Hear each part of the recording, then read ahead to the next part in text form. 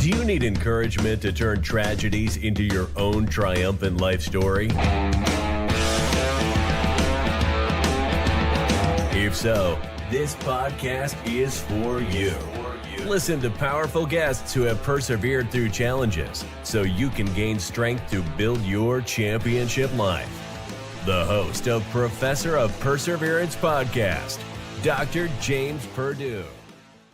Hey, come on in. It's time for us to get a little bit of inspiration, motivation, something that, when we go through some trials and tribulations, our hardships, our difficulties, the bad stuff in life.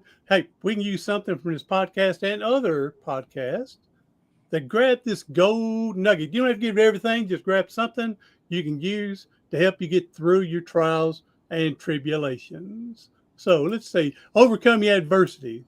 Is that what we want to say?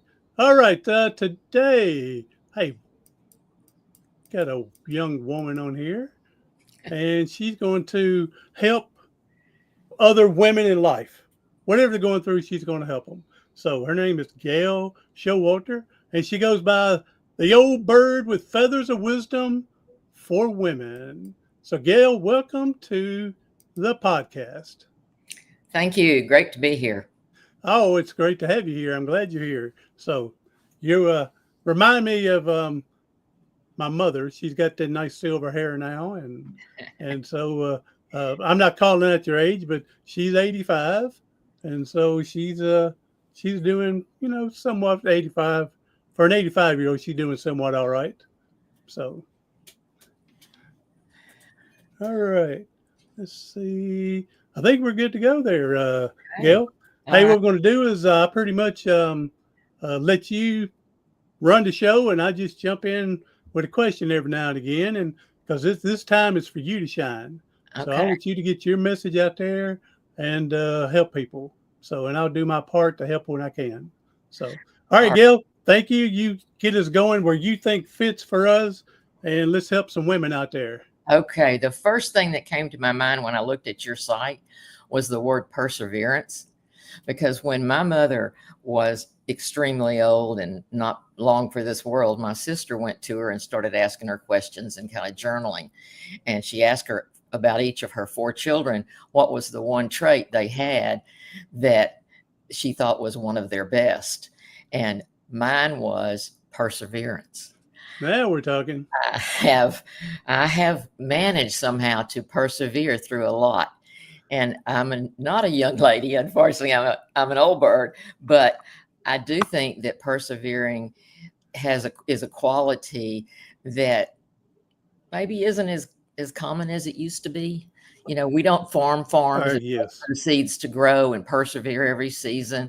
We think things should happen instantly, and a lot of things do because you click them on the keyboard and there they are.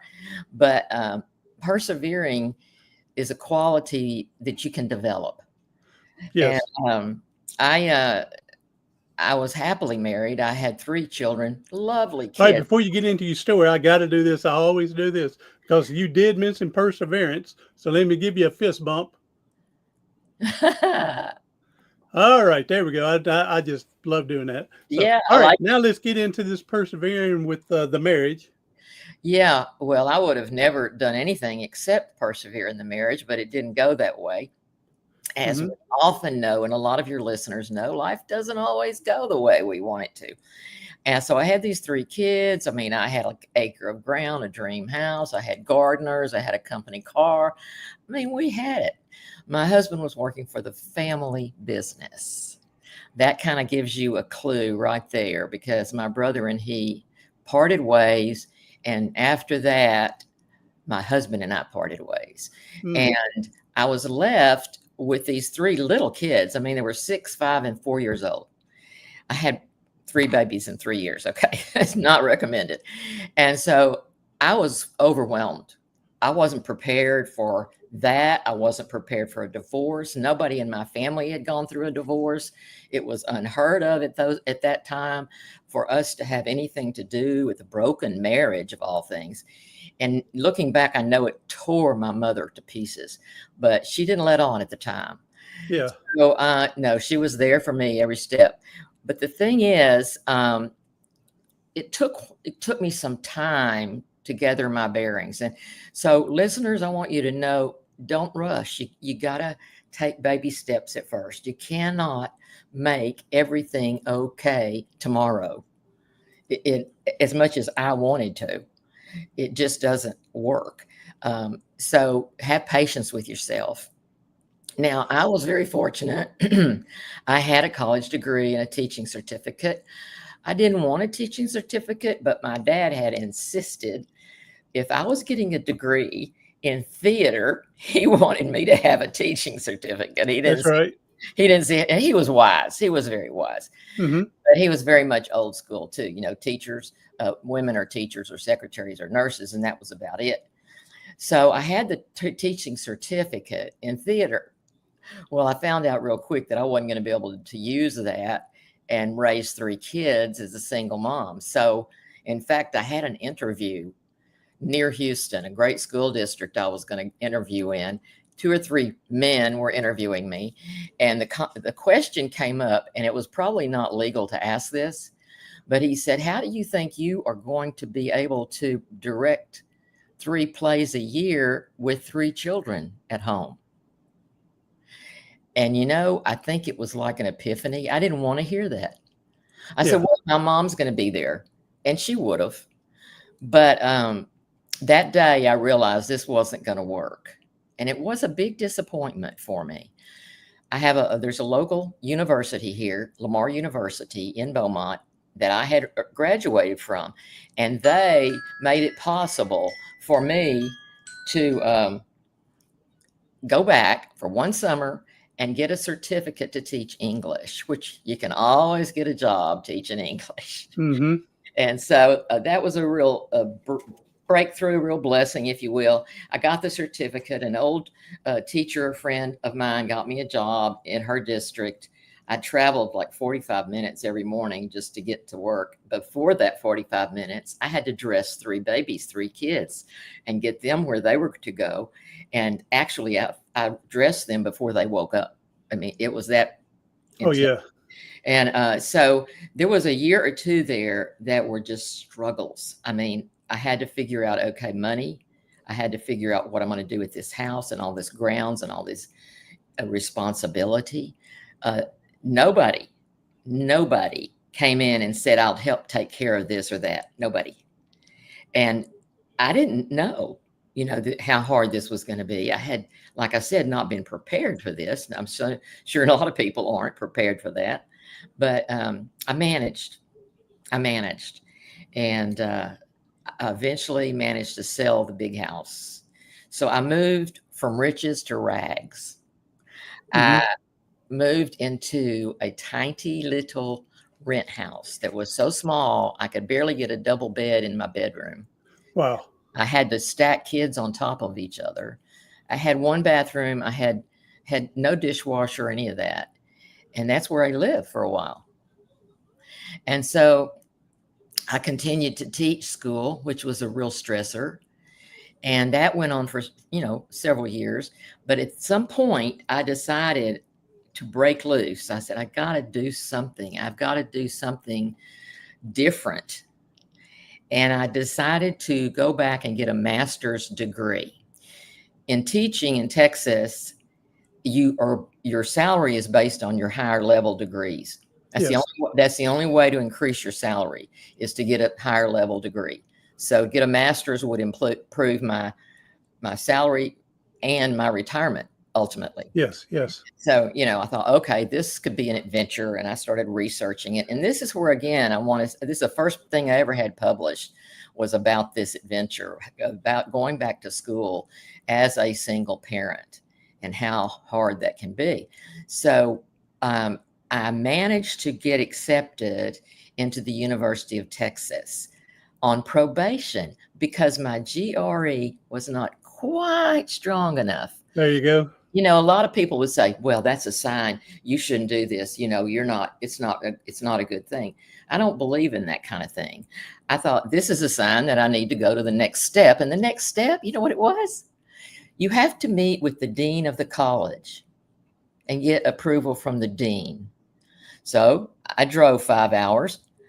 I talked to the dean. I had letters of recommendation, and he just stamped it and said, "Okay, you're in." There you go. That was it. Had I just backed off and said, "Oh, well, I can't do this," what would have happened then? So I got in, but then I had to have a place to live, and I had to have a place for my children, daycare for the children all summer. And people would tell me in Austin, people hold those places. You can't get into a good daycare just for the summer with 3 kids, Yeah. let alone 1 kid.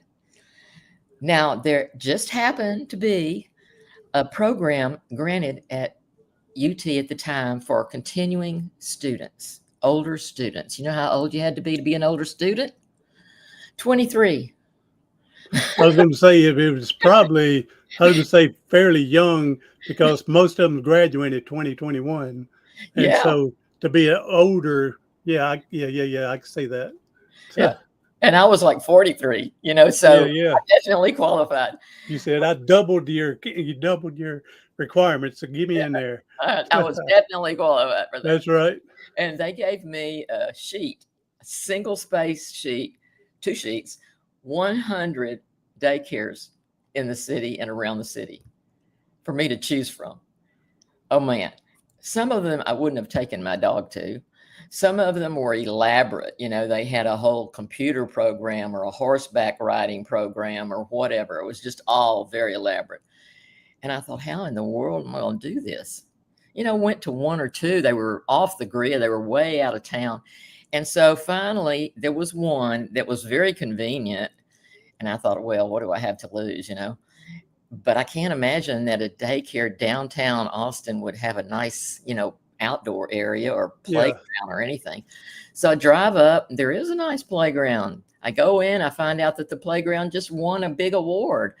Then this lady, speaking of elderly, she can't any longer be on this earth. She was so old at the time, but she showed me through that daycare center, all the way through the kitchen, introduced me to the cooks. She did everything. And then she sat down. She said, "Would you like for me to enroll your children?" And I said, "Well, I have 3 children." "Oh yeah. I know, she said. So my children got enrolled there, but this is not the best part of the story.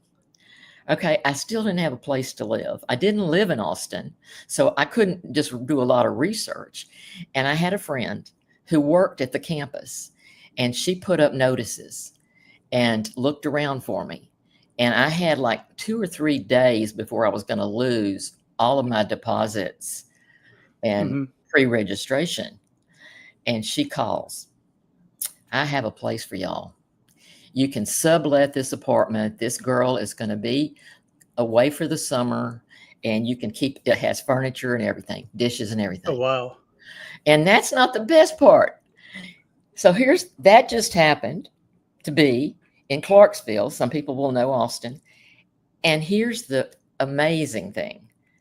There are shuttle buses that run like a spider web all over, and they go in and out of the campus, but they go all over the city. And so guess where the shuttle bus stop was? Half a block from the apartment that I was going to live in. And so we walked half a block, got on the shuttle bus, me and my 3 kids. Now, the best part, that shuttle bus made 2 stops at the corners of the child care center where I took the kids. Okay. All I had to do, get off of that bus, go in with the children, come back out, and I could pick up either of those 2 buses because from there, they went directly to the front of the education building where all my classes were. Oh, wow. Now, I couldn't have orchestrated that. I was going to say it's meant to be. It was meant to be. Every step I took was just a leap. I didn't know what was going to happen next. I didn't know if I was going to get in. I didn't know if I was going to have a place to live. I didn't know if the kids were going to be taken care of. And you don't want to find a parking place, let me tell you, at UT. Yeah. Don't do that unless you want to walk half a mile afterwards. So that was my first sign that, if you want to call it a sign, it was my first experience that having perseverance, stepping out in faith, in baby steps, can make a big difference. And it was an adventure for my kids. We did that a couple of summers. I think the third summer I went back by myself. But this is the thing. I really am strong in believing that single moms are the strongest people in the United States at all. Amen, sister. I believe that too. They have it. They have everything on their shoulders. So years later, I get married, happily married, and a lot of my things I lost are back. My kids are grown, and I start thinking about all the single moms. You know, there are over 10 million in the United States, I can believe that. and 1/3 of those women live in poverty. I can And believe that. so you've got a situation that you could help them. You could help the welfare system. You could help a lot of people just helping these moms. So I started having activities and having events and having retreats for single moms. That started in 2007. And then along the way, I realized, and somebody pointed out to me, these moms, this is great. They're having a great time, great memories and all that, but it doesn't last. It's not enduring.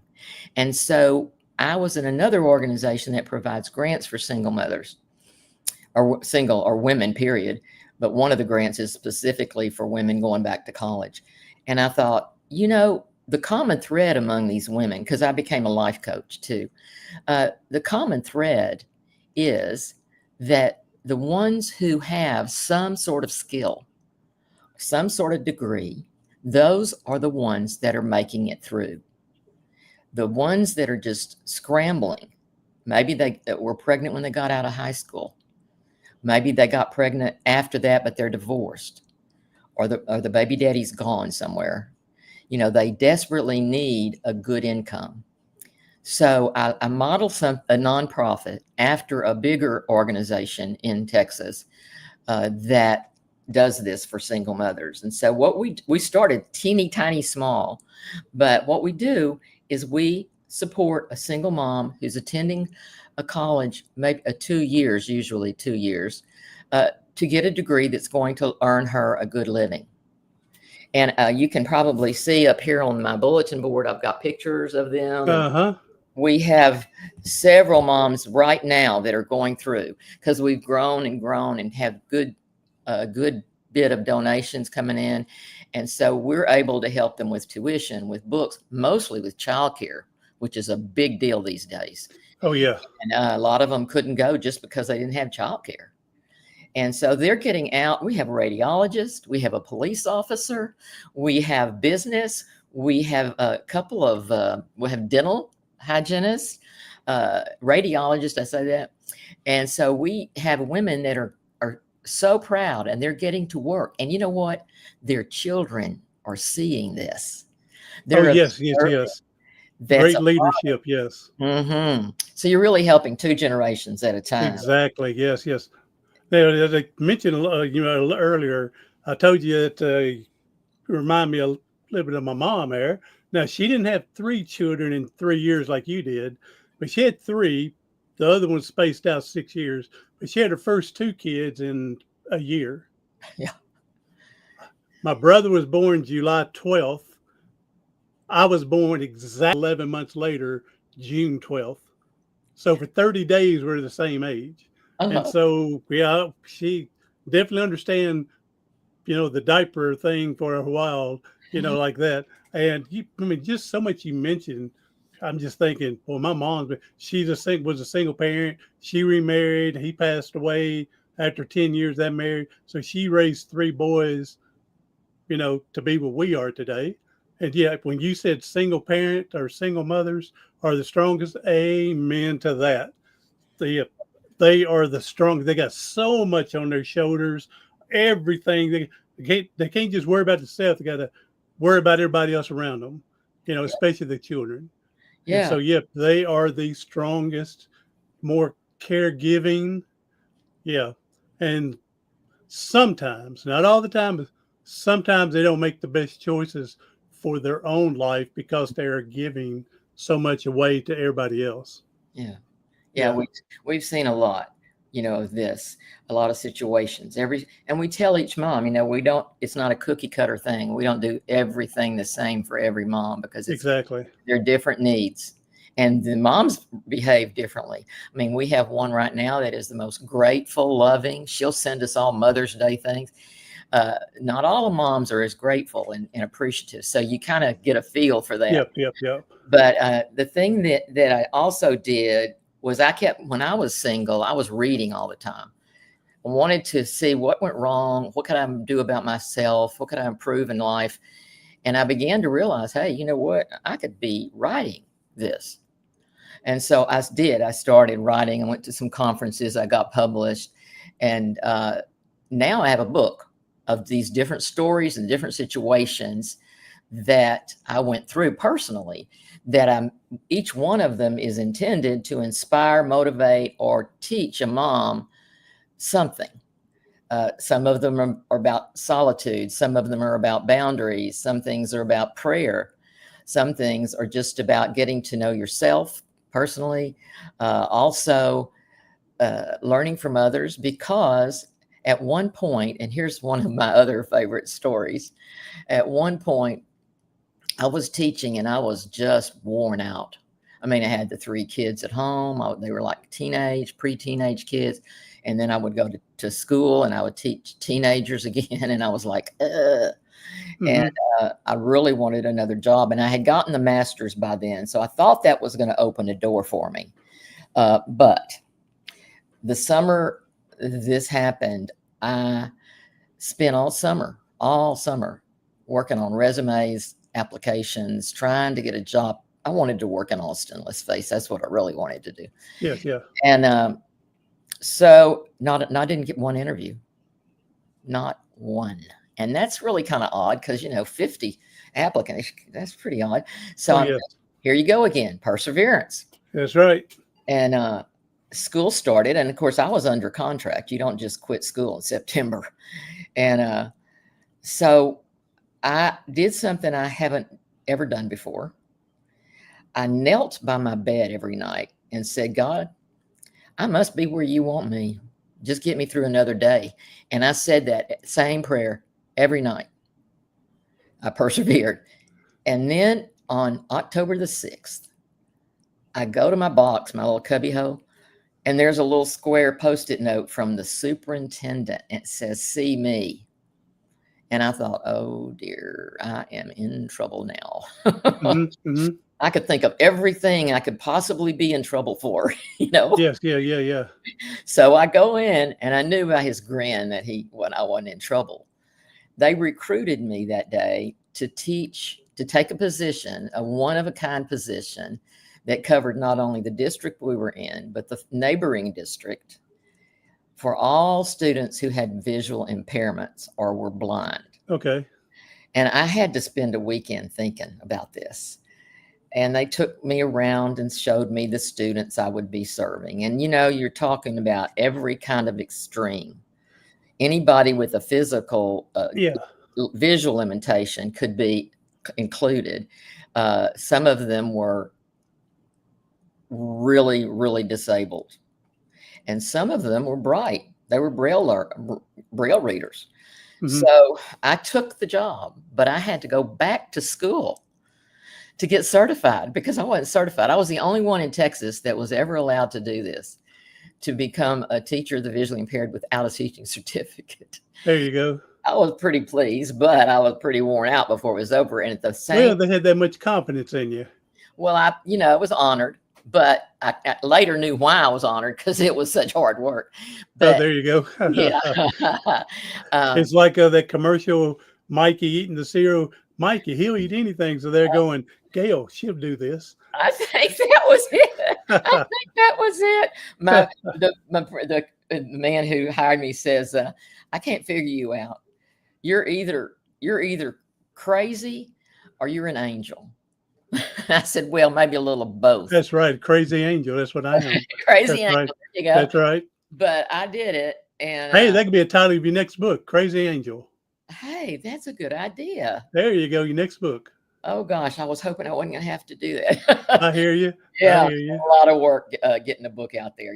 People don't realize how hard it is. But I do want people to know that the book is worth reading for women who are going through any kind of a tough time. It's really, I'm totally transparent. I tell stories maybe I shouldn't have told, to make a point to inspire them, to give them thoughts. That it also has questions at the end of the chapters where they can review and do some self-reflecting. And it's never it's never going to be a money maker. Don't confuse people that way, because I've spent more money getting it out than it'll ever make.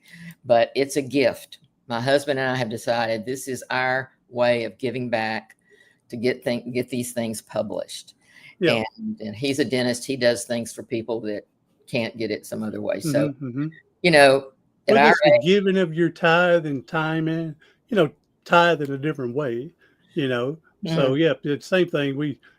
I tell people, if they want to go, here's what I do with my book. I say, please don't get it. I'm sorry, Amazon, don't get it from them. You'll pay $20 and I'll get $1.40. So, yes. So I'd much prefer let me mail you a copy. Yeah, you're right. For that. Yeah. So Amazon's no good for me. No. Yeah. But we like Barnes and Noble. At least that way it counts somehow. But at any rate, it's my heart. It's my heart. It's an open-hearted book, and it's a very book about perseverance, really, because that is just a quality that the moms that I've worked with and I see succeeding, that's the quality they have. They don't give up easily. They persevere. We have one mom that finished radiology, and she got really sick for a while, but now she's well. She's going to the university for nursing. There you go. Good. See, she's persevering. She's going to do this. Very shy and quiet girl, but very persistent. And so there's other moms I could tell stories about. There's just some great stories. The mom that got our first degree was not a young mom. She had been trying to finish school for a long time, and we got her through. She's now a social worker. She's awesome. She's brilliant. And I just love her. She's become a real good friend. But we also have others. Some of them struggle more than others do. But I think that if the world would stop stigmatizing groups of people, whether they're blind or not, or whether there's single mothers. When I was teaching, one of my students, I have 3 students I still keep up with. All 3 are totally blind. One of them has a PhD from the University of Texas. Now we're talking. And one of them is working on a PhD from A&M. And one of them's graduated and is a mother, and her son inherited the gene, and he's also blind. Now, each one of them has qualities that I admire, but it's all around persevering. They're just not giving up. And I think I would have given up when I look at what they have to deal with. This one girl, okay, I got to tell you a story. I'll be on the line all day. Go ahead. You're good. Go ahead. One of the girls, she went to A&M, and that was a choice by her parents. And she went to A&M in Texas, which is a big school and large campus. And she has 2 prostheses, so she has absolutely no vision. She used her cane and her mobility skills to navigate that entire campus for 4 years. Then it's time to graduate. And they tell her, well, you're going to have somebody guide you across the platform to graduate, because we don't want you to fall, or we don't think you. She said, she wrote, and she used these words, I wrote the most strongly worded letter to the president of the university. That's right. And you know what? She walked across that stage on her own.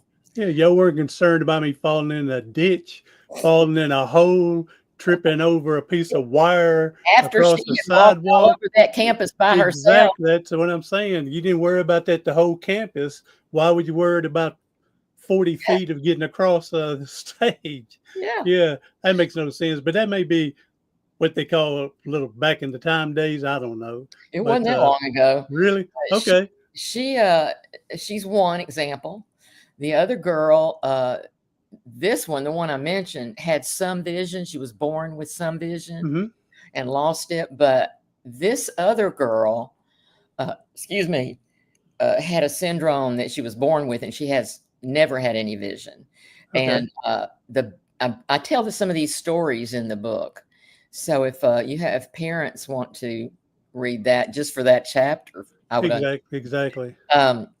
But one day when I had the honor, and I mean this sincerely, the honor of teaching her to read, we had these little Braille readers.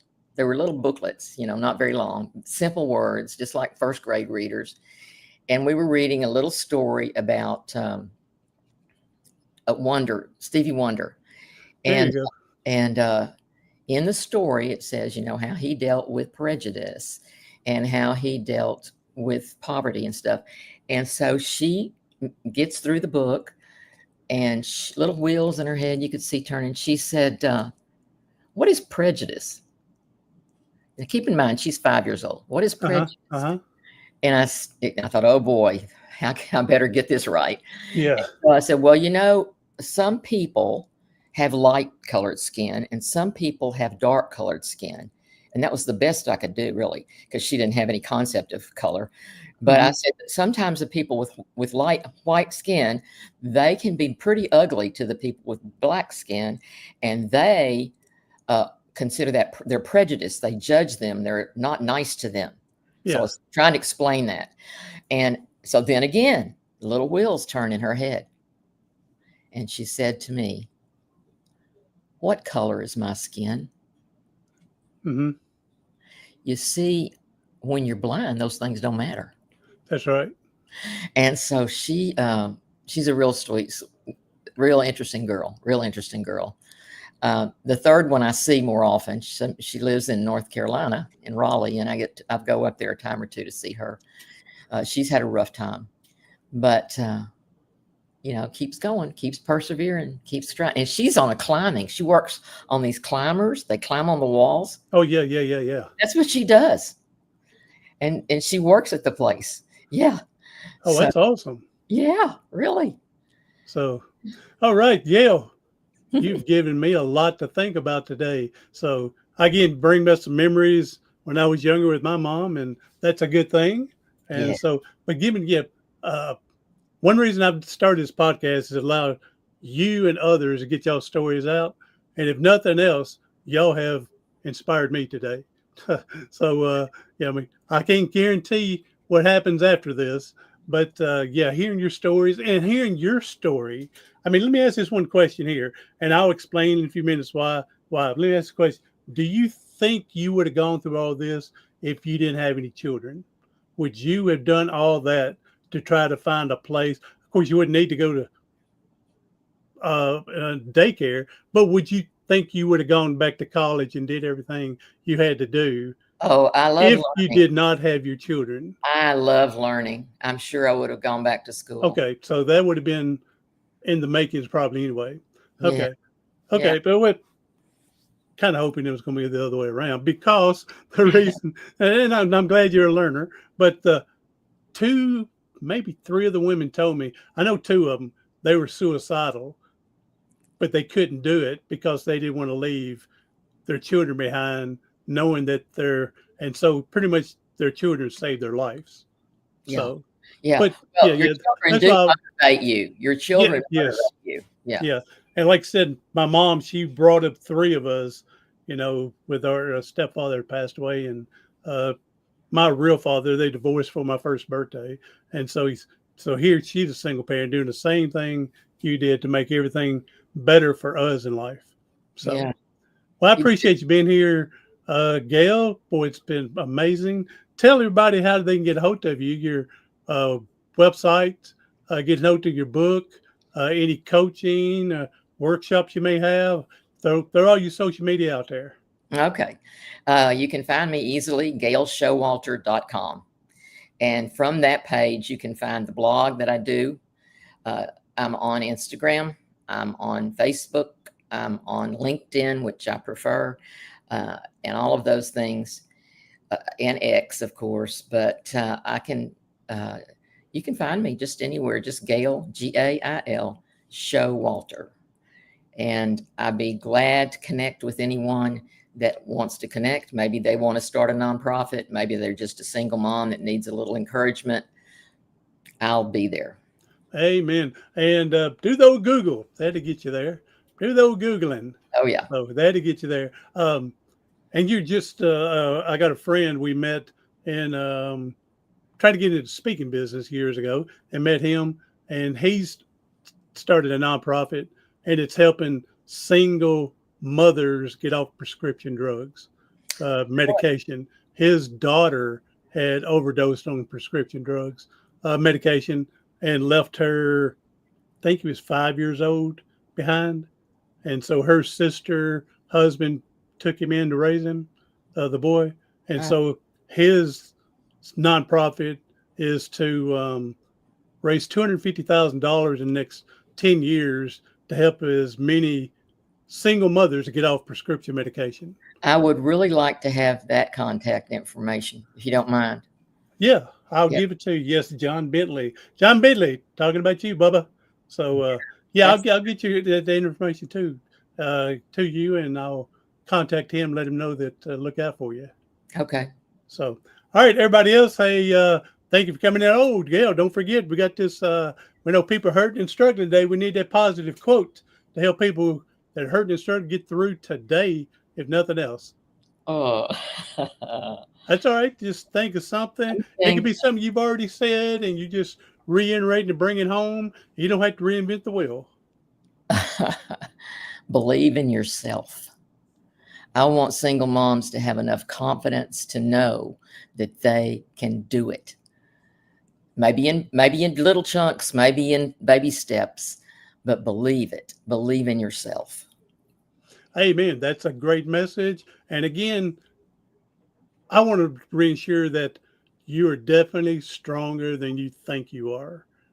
These are single mothers, just single women out there. You're definitely stronger than you think you are. So don't let these idiots hold you back in life. So, yeah.